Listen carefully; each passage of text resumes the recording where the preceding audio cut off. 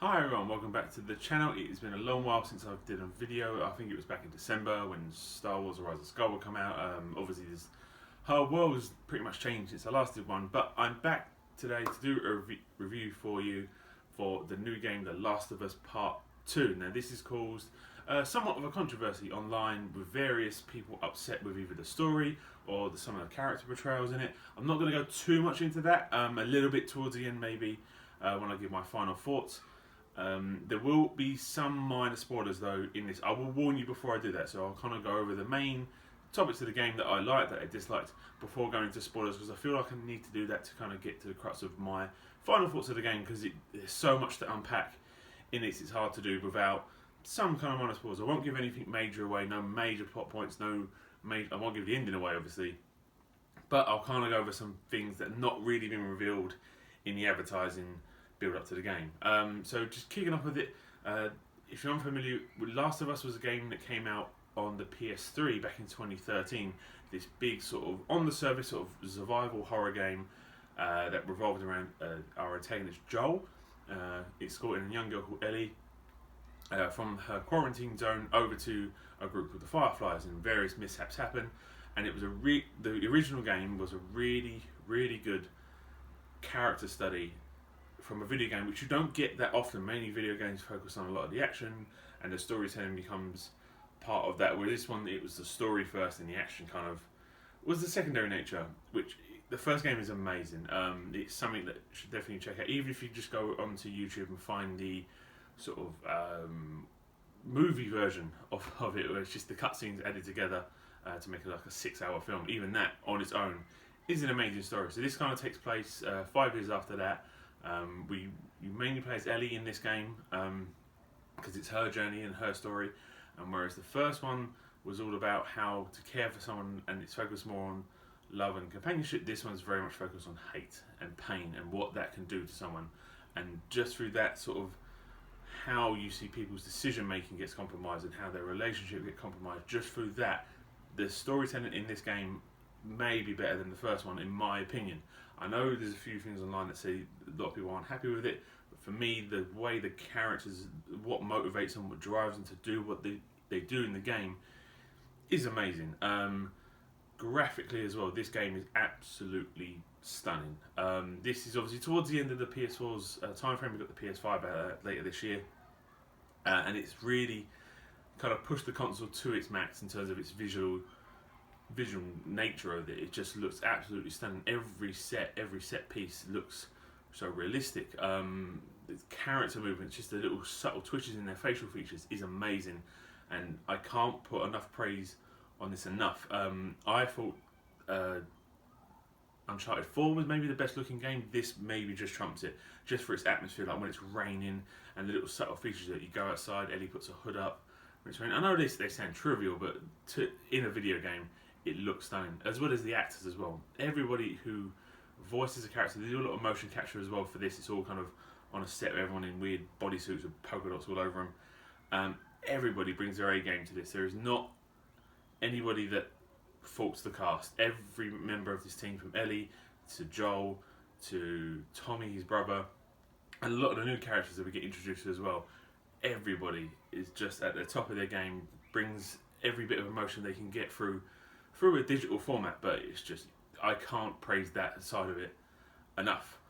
Some of the nitpicks I have in terms of the gameplay itself, like the first one, there's a lot of scavenging involved. You have to go around, look around when you enter a room, kind of check every drawer to find bullets, health ammo and stuff like that, and that does get a little bit tiresome just for the sheer size of the environments that you enter. A lot of the time, whereas in the first game everything was very sort of linear and through corridors and small little open areas but nothing too major, this is really opened up, so you get kind of enter an area and there's about 5 shops you can go in and look around in, and that does get a little bit tiresome because you want to obviously carry as much sort of ammo and health as you enter either a horde of the infected or go into where you got to fight a load of mercenaries. So you feel like you have to do it, but it does get a little bit tiresome, and it got a bit sort of I got a bit bored of it, so I was finding ways to kind of, how can I quickly, if I just skip the fights and then trying to run through, and you kind of miss some of the kind of fighting elements of the game, which is actually really good. As well as the game is very, very long. The storytelling, I think, in total with the game is about 25, 26 hours. And it kind of felt like it was reaching a certain point and then it kept going as well. So I was a bit sort of, okay, when it got to its conclusion, it was great, and I was glad I got to the end, and I was satisfied with the ending. But just getting there felt like at times was a little bit of a drag. So overall, it is an amazing game. I understand where people's controversy that don't like it for the storytelling. I can see where they're coming from, but for me, it was amazing. I absolutely loved it. I should definitely recommend this game. Just on the minor spoiler point, no, because I just want to get this bit across. This happens in the first, so complete spoilers now. So if you've not played the game at all, switch off now. Thanks for watching, and see you next time. But from now on, there are some spoilers. So within the first about 2-3 hours of the game, you kind of sets up the game, but it introduces you to a brand new character called Abby, who, when we first meet, we don't really know what she's about. All we know is she's looking for somebody. Turns out she's looking for Joel, and she kills him. Kills him at the very early, but it's in the first sort of 3 hours of the game. And I think that's when people start to turn off. And then obviously then you play as Ellie, and you kind of go through this sort of revenge mission of she wants to try and get Abby because she's the one that killed Joel and her friends, and you go through that way. But about halfway through the game, it feels like it's completed Ellie's story point. So at that point, it switches to Abby, and you see everything from her perspective. And I think, for me, this was a great move because it's not black and white. Yes, you're initially angry, like Ellie, that she killed Joel. Because obviously in the first game, we spent the entire game with Joel. We know what he's been through, we know what his feelings are, we know how he feels about Ellie because he lost his daughter as well, so he sees Ellie as that daughter. And we know how Ellie feels about Joel. It's essentially her father figure, like she never really knew her dad, so Joel is that person to her. And to see him die in a brutal way as well, that is graphic how he dies.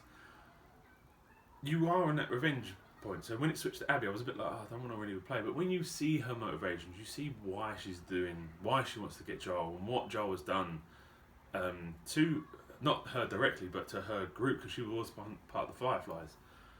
You kind of get it, and I liked that we got to see it from her perspective. So the game doesn't necessarily have a villain, per se, aside from the infected.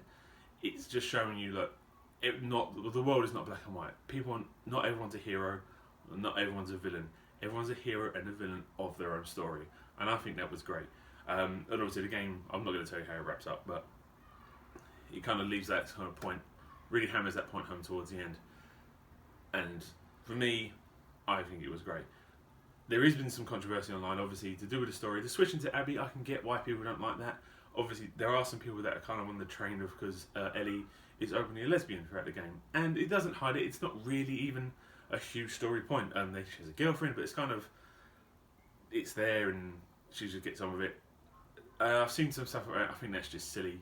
I've also seen a lot of people kind of downgrade the game and give it bad reviews, even though they've not even finished it, or they kind of heard it. There was a lot of leaks before it came out about sort of Joel was going to die and all things like that. Don't listen to them, but I do get the criticisms of the story. If people don't like it, the fact you have to play as Abby, I get it. But for me, it was great. I thought it was a fantastic game. I 100% recommend you check this out. And the first one as well, I'd play them back to back. Or even if you can track down the YouTube video of this as well. I think it's about 10 hours worth of a cutscene story, which is long. You can watch it in segments, but it is great. So 100% recommend you tracking down this game and playing it if you can. One final thing, I just want to let you guys know that the t-shirt I'm wearing is actually part of my wife's new clothing line, called Original Sunday. I will be putting the link in the description below. If you want to check that out, I'll be much appreciated. There is some free shipping as well this weekend, so if you order Saturday and Sunday, you get it shipped to you for free, which would be great. Thanks for the support, guys. I know I've been away for a while. I'll be doing more videos soon. Thanks very much for watching. I will see you next time. Bye.